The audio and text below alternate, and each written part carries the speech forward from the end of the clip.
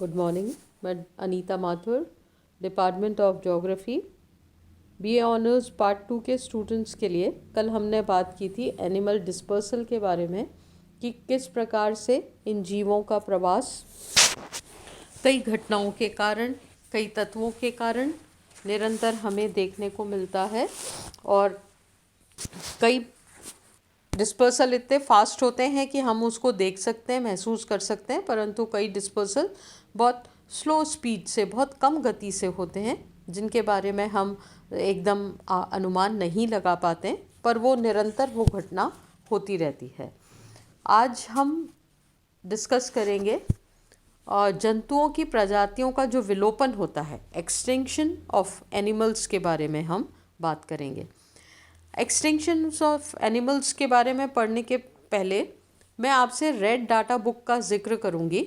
और red data book जो है ये शायद 1963 में सबसे पहले इसकी चर्चा की गई थी। और जो संकटग्रस्त प्रजातियां हैं उनकी लिस्ट बनाने के लिए ये बुक जो है इसकी सबसे पहले बात की गई थी। तो एक तरह से ये रेड डाटा बुक जो है इसको में हम लेखा जोखा रखते हैं जीवों की संख्या का। और जैसे ही हमें लगता है कि ये कोई प्रजाति है जो संकटग्रस्त है, तो हम उसको बचाने के उपाय, हम उसको संरक्षित करने के उपाय निरंतर हम फिर चालू कर देते हैं, जिससे कम से कम वो प्रजाति जो है वो विलोपित नहीं हो पाए। बहुत सारे इस तरह की अनदेखे कारण होते हैं जिससे जीवों की संख्या पर कई बार बहुत विपरीत प्रभाव पड़ता है। और उस विपरीत प्रभाव के पड़ने से क्या होता है, उनकी संख्या पे बहुत नेगेटिव इम्पैक्ट पड़ता है। और वो नेगेटिव प्रभाव पड़ने से क्या होता है, उनकी संख्या इतनी तेज़ी से कम होती है कि वो जाति जो है उस पर एक संकट आ सकता है। हम अलवर में रहते हैं तो सबसे पहले हम सरिस्का की ही बात करेंगे कि सरिस्का के बारे में ये कहा जाने लगा था कि Sariska is a tiger less tiger project. ये टाइगर प्रोजेक्ट में आता था ये वाला एरिया, परंतु बहुत लंबे समय तक यहाँ पर पोचिंग के कारण, शिकार के कारण इनकी संख्या जो थी वो बिल्कुल नगण्य हो गई थी या ख़त्म सी हो गई थी। हम इसको टाइगर प्रोजेक्ट कहते थे, पर वो टाइगर लेस था, उसमें कोई टाइगर नहीं था। और बाद में बहुत सालों तक ये सिलसिला चला, जब गवर्नमेंट ने इस चीज़ को रियलाइज़ किया और उन्होंने मान लिया कि यहाँ पर जितने भी टाइगर्स थे सबका शिकार हो चुका है या वो मर चुके हैं किसी कारण से। उसके बाद कुछ इस तरह के उपाय किए गए कि हमने दूसरी जगहों से, दूसरे प्रोजेक्ट से टाइगर्स को यहाँ पे लाकर बसाया गया और ये प्रयास किए कि उनके कुनबे को किस तरह से हम बढ़ा सकते हैं। तो ये तो एक घटना है और इसकी इस प्रकार की घटनाएं निरंतर चलती रहती है। राजस्थान का जो राज्य पक्षी है गोंडावन, उसकी प्रजाति भी बीच में संकट में पड़ गई थी और उसके बाद उनको संरक्षित घोषित किया गया। बहुत सारे उपाय किए गए, जैसे चील होती है, बाज होते हैं, ये भी जैसे पहले दिखाई देते थे अब आपको दिखाई नहीं देते हैं, तो इनको भी हमने संकटग्रस्त प्रजातियों की लिस्ट में डाल रखा है। इवन हम कौओं की बात करें तो पहले जब हम छोटे थे तो बड़ी मात्रा में कौए हमें दिखाई देते थे। आज आप ऑब्जर्व करेंगे तो आपको बहुत कम मात्रा में कौए दिखाई देते हैं, बल्कि दिखाई ही नहीं देते हैं। तो कुछ ना कुछ ऐसा कारण हुआ है जिसकी वजह से ये संकटग्रस्त हो रहे हैं या इनकी संख्या में किसी कारण से कमी आ रही है। और आप ये देखिए कि इन जीवों की संख्या में कमी आने का बहुत विपरीत प्रभाव हमारा जो पर्यावरण है, हमारा जो पारिस्थितिक तंत्र है, उसके ऊपर पड़ता है। मैं आपको एक एग्जाम्पल के तौर पे हम सरिस्का की ही फिर बात करते हैं कि आप ये देखिए कि सरिस्का में लंबे समय तक टाइगर नहीं रहा। टाइगर नहीं रहने की वजह से जो अन्य जीव थे, उसमें हम हिरन है, चीतल है, नीलगाय है, इस तरह के जो पक्षी थे, सांभर हैं, इनकी संख्या तेजी से बढ़ी। और ये कौन से जीव थे? जो शाकभक्षी थे। अब जब इनकी संख्या तेजी से बढ़ी तो इन्होंने करीब करीब जो 6-7 फीट तक की वनस्पति को अपने भोजन के रूप में ग्रहण किया। और इसकी वजह से क्या हुआ कि सरिस्का में एक अजीब तरह का वनस्पति के पैटर्न में भी बदलाव आया और जो नीचे की वनस्पति थी उसमें हरेपन की मात्रा में, बड़ी मात्रा में, क्योंकि उनको ये चर जाते थे, उनको ये खा जाते थे, तो और ये बिल्कुल बेखौफ हो गए थे, पूरे सरिस्का पर ही इनका कब्जा हो गया था। फिर जब यहाँ पर टाइगर को लाया गया और धीरे धीरे धीरे टाइगर को पहले ये अवस्था बिल्कुल सिक्योर नहीं लगी, क्योंकि वो झाड़ियों में घुस के रहता है। ओपन में टाइगर आपको बहुत कम नज़र आएगा, पर अगर उन झाड़ियों में सघनता नहीं होती है तो वो बहुत इनसिक्योर फील करता है। इसी वजह से बहुत समय तक यहाँ पर उनको वो परिस्थितियाँ नहीं मिली कि उनमें आगे वो संतानोत्पत्ति की स्थितियाँ पैदा होते, मतलब एक इनसिक्योर सा माहौल उनको वहाँ पे मिला। प्रजनन के लिए जो माहौल बिल्कुल उनके लिए ठीक नहीं था। धीरे धीरे बाघों ने टेरिटरी बनानी शुरू की। ये टेरिटरी क्या होती है? इनकी टेरिटरी में अन्य जीव जो होते हैं वो डर के मारे प्रवेश नहीं करते। जब किसी टेरिटरी में या किसी एक छोटे क्षेत्र में वो जीव प्रविष्ट नहीं होंगे तो डेफिनेटली वहाँ की वनस्पति की सघनता बढ़ती गई और तब जाकर बाघों के लिए एक सही एनवायरनमेंट जो था, सही एक सिस्टम था, वो सिस्टम पैदा हुआ। तो ये जब बाघों ने अपनी टेरिटरी बनानी शुरू की तब उनको एक सिक्योर्ड माहौल मिला और उसके बाद उनमें प्रजनन की स्थिति हमें देखने को मिली। तो आप ये देखिए कि ये जो पारिस्थितिक तंत्र है ये बहुत कनेक्टेड चीज़ें हैं, बहुत कॉम्प्लेक्स रिलेशंस हैं हर चीज़ के साथ में। इसलिए अगर किसी भी प्रजाति का विलुप्तीकरण होता है, विलोप होता है, एक्सटिंक्शन होता है, तो उसका विपरीत प्रभाव हमेशा किसी न किसी रूप में पारिस्थितिक तंत्र पर पड़ता है। और हम अगर पृथ्वी के इतिहास को देखें तो बहुत बड़ी मात्रा में हम जीवों का पता है जिनका विलुप्तीकरण हो चुका है। डायनासोर जैसे बड़े जीव का भी विलुप्तीकरण हो चुका है, परंतु वो कोई ऐसे अचानक इस प्रकार की परिस्थितियां हो गई थी कि इतना जीव भी बड़ा जीव भी इस पृथ्वी से विलुप्त हुआ है। तो ये घटनाएं निरंतर देखने को मिलती हैं, परंतु जहाँ तक प्राकृतिक घटनाओं की बात है वो ठीक है, परंतु मानव का भी इसमें बड़ा रोल होता है।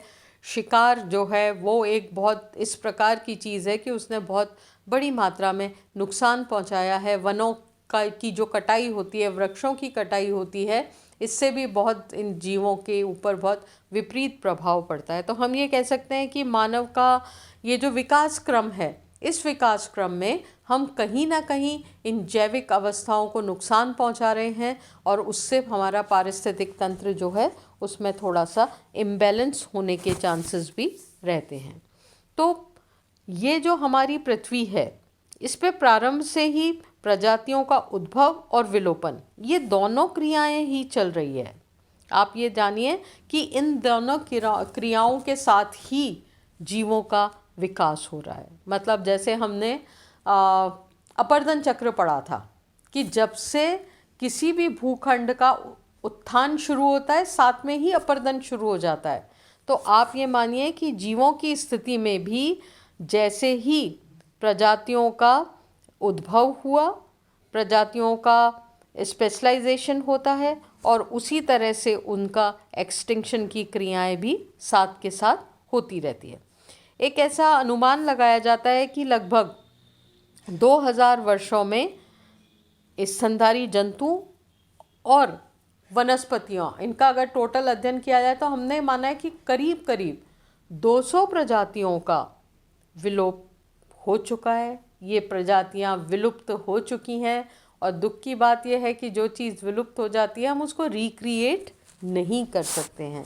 इसीलिए हर चीज़ को संरक्षित करते हुए चलना बहुत आवश्यक है, क्योंकि हम इनको रिक्रिएट नहीं कर सकते हैं। और वही बात है कि मानव अपनी आवश्यकता को पूरा करने के लिए कई प्रकार से पारिस्थितिक तंत्र को नुकसान पहुंचाता है और नोइंगली या अननोइंगली बहुत सारे जीवों को इससे नुकसान पहुंचता है। जैसे हम ये मानते हैं कि लगभग 150 पक्षियों की प्रजातियां में मात्र इसमें जो इनकी जीवों की संख्या है, जिसमें हम अलग अलग उदाहरण देखेंगे तो 2 तरह की बात हुई है। एक तो जीवों की संख्या में कमी भी हुई है और साथ में कुछ का विलोपन भी हुआ है। तो ये विलोपन जो है ये हम निरंतर ये होता रहता है पारिस्थितिक तंत्र में, हम इसको अपनी आँखों से देख नहीं सकते हैं, परंतु कई बार आपको ये ध्यान आएगा, अरे उस तरह की जो गौरैया थी बहुत दिनों से दिखी नहीं। या जब हिंदू धर्म में श्राद्ध का समय आता है तो लोग कौओं को ढूंढते हैं तो कौए नहीं मिलते उन्हें, जबकि हमने बचपन में देखा है कि खूब कौए झुंड के झुंड हुआ करते थे और कई बार उनको आपको उनकी आवाज़ इतनी इरिटेट करती थी, आज आपको वो आवाज़ सुनने को ही नहीं मिलती है। तो कौए जैसा एक कॉमन जीव भी, उसकी भी संख्या में कहीं ना कहीं बहुत तीव्र गति से कमी आ रही होगी, तभी आजकल वो शहरी क्षेत्र में दिखाई नहीं पड़ता। हालांकि मैंने साउथ इंडिया में देखे हैं कौए, वहाँ पे अभी भी बहुत दिखाई देते हैं। उनका आकार कुछ बड़ा होता है, उनकी आवाज़ कुछ ज़्यादा तेज़ होती है, उनका रंग कुछ और ज़्यादा काला होता है, तो वहाँ पे तो अभी भी कॉमनली कौए दिख जाते हैं, परंतु अपने आप को नहीं दिखाई देंगे। बाज और चील की हम पहले ही बात कर चुके हैं। जब कहीं कोई जीव मर जाता था तो आपको उस एरिया में ऑटोमेटिकली बाज और चील दिखाई देने लग जाते थे और वो प्राकृतिक रूप से उसको खा के और ख़त्म कर देते थे। परंतु अब आपको ये सारी चीज़ें, ये सारे सीन जो हमने बचपन में देखे थे, अब आपको देखने को नहीं मिलेंगे, क्योंकि ये जीव अब इतनी संख्या में रह ही नहीं गए हैं। तो ये जो एक्सटिंक्शन होता है, ये जो विलुप्तीकरण होता है, आज हम बात करेंगे कि उसके पीछे कौन से कारण होते हैं, कौन सी दशाएं होती है जिसकी वजह से ये इस प्रकार की घटनाएं पारिस्थितिक तंत्र में हो जाती है। तो सबसे पहले हम बात करेंगे कि जो पर्यावरणीय दशाएं हैं उसमें किसी कारण से बहुत फास्ट चेंज हो जाता है, बहुत तीव्र गति से परिवर्तन हो जाता है और कुछ जीव उन परिवर्तनों का सामना नहीं कर पाते हैं और ऐसी स्थिति में उनके विलोपन की स्थिति पैदा हो जाती है। जब किसी भी क्षेत्र में भौतिक पर्यावरण में परिवर्तन आता है या किसी जीव में भी समायोजन करने की, अनुकूलन करने की जो क्षमता है वो किसी वजह से अगर प्रभावित हो जाती है, तो ऐसी स्थिति में ये जो जंतु होते हैं ये विलुप्त हो जाते हैं। अगर हम जलवायु परिवर्तन की बात करें तो हमारी पृथ्वी के इतिहास में बहुत सारी इस प्रकार की घटनाएं हमें देखने को मिलती है कि त्वरित बदलाव की वजह से भी विलुप्तीकरण हो जाते हैं। तो ये जो पर्यावरणीय दशाओं में जो त्वरित परिवर्तन या अचानक परिवर्तन होता है, इससे प्रजातियों का सामूहिक विलोपन होता है, मास एक्सटिंक्शन होता है। क्यों होता है? क्योंकि वो मास को प्रभावित करता है, वो परिवर्तन उस क्षेत्र के सभी जीवों को प्रभावित करता है। इसलिए प्राकृतिक बदलाव की वजह से या पर्यावरणीय दशाओं के बदलाव की वजह से अगर कोई एक्सटिंक्शन होता है तो वो मास एक्सटिंक्शन होता है, कई सारी प्रजातियों का एक साथ विलोपन होता है।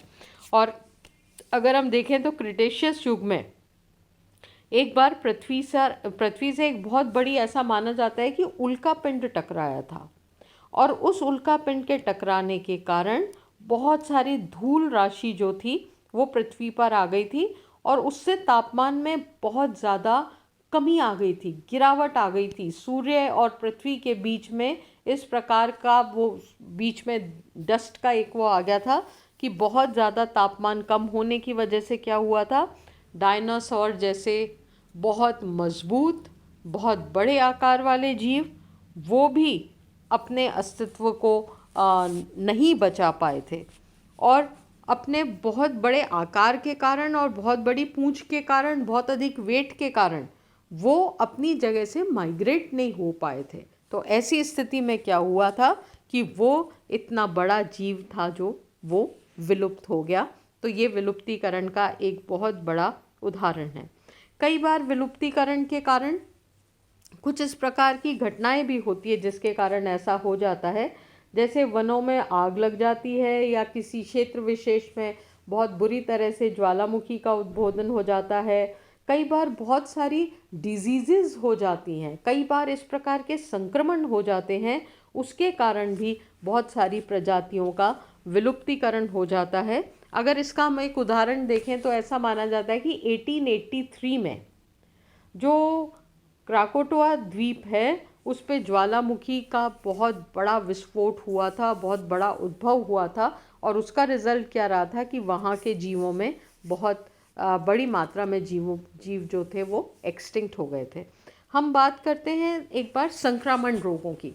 देखिए, मैं आपको एक अलवर के उसमें ही एक बहुत बड़ा उदाहरण देती हूँ कि जब आप जयपुर से अलवर की तरफ आते हैं तो आप सरिस्का क्षेत्र को पार करते हैं, और यहाँ पर एक जगह पे जब आप विराटनगर की तरफ मुड़ते हैं हाईवे से, तो बहुत सारे बंदर आपको दिखाई देते हैं। बहुत बहुत बड़ी मात्रा में बंदर वहाँ पे रहते हैं।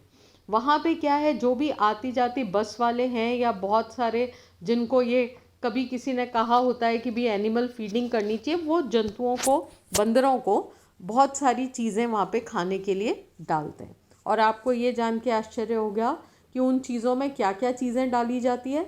उसमें ब्रेड भी होती है, ब्रेड पकौड़ा भी होता है, और इस तरह की चीज़ें डाली जाती जो उनके खाने के अनुकूल नहीं है। आप केले डालते हैं, गाजर डालते हैं, वो तो हम फिर भी सही मान लेते हैं, परंतु इस तरह की कुक्ड चीज़ें, प्रोसेस्ड फूड जो है वो उनको नहीं देना चाहिए। और आपको बहुत कॉमनली ये चीज़ें दिखाई देगी। उनको तो कुछ खिलाना है, वो ये नहीं सोचते कि हमें इनको क्या खिलाना चाहिए। अब ऐसी स्थिति में क्या होता है, जब वो जीव उनको खाते हैं, उनको तो कुछ खाने को चाहिए, आप जो भी डालोगे वो खाएंगे। जब वो सारी ये चीज़ें खाते हैं तो ये उनकी बॉडी के अनुकूल नहीं है, और अनुकूल नहीं होने से कई बार उनके शरीर में कई प्रॉब्लम्स हो जाती है। प्लस जो फूड हम डाल रहे हैं वो फूड भी कंटैमिनेटेड हो सकता है, ख़राब हो सकता है, पर वो उन जीवों के शरीर में एंटर हो जाता है। जब वो जीव वापस सरिस्का क्षेत्र में विचरण करते हैं, और जब वो वहाँ पर उत्सर्जन क्रिया के द्वारा जो अपने पेट का जो गंदगी है या उसमें कई प्रकार के इन्फेक्शंस हैं, उनको वो सरिस्का में की ज़मीन पर जब डाल देते हैं, और धीरे धीरे वहाँ पर विचरण करने वाले और बहुत सारे जीव में वो चीज़, वो बीमारी, वो संक्रमण उनके भी शरीर में पहुँच जाता है, जो कि पूरे, मतलब आप ये देखिए कि पूरे तंत्र को कितना बड़ा नुकसान उससे होता है। तो इस प्रकार से संक्रमण के द्वारा भी इस प्रकार की विपरीत स्थितियाँ बहुत पैदा हो जाती हैं, और हम इस प्रकार की चीज़ें, इस प्रकार की घटनाएं निरंतर अपने आसपास होते देखते हैं। तो हम बात कर रहे थे एक्सटिंक्शन ऑफ एनिमल्स की, जिसमें हमने देखा कि किस प्रकार से कुछ त्वरित घटनाएं इस प्रकार की हो जाती हैं कि बड़ी मात्रा में जीवों का विलोपन हो जाता है। इसके आगे के पॉइंट्स को हम कल डिस्कस करेंगे। Thank you.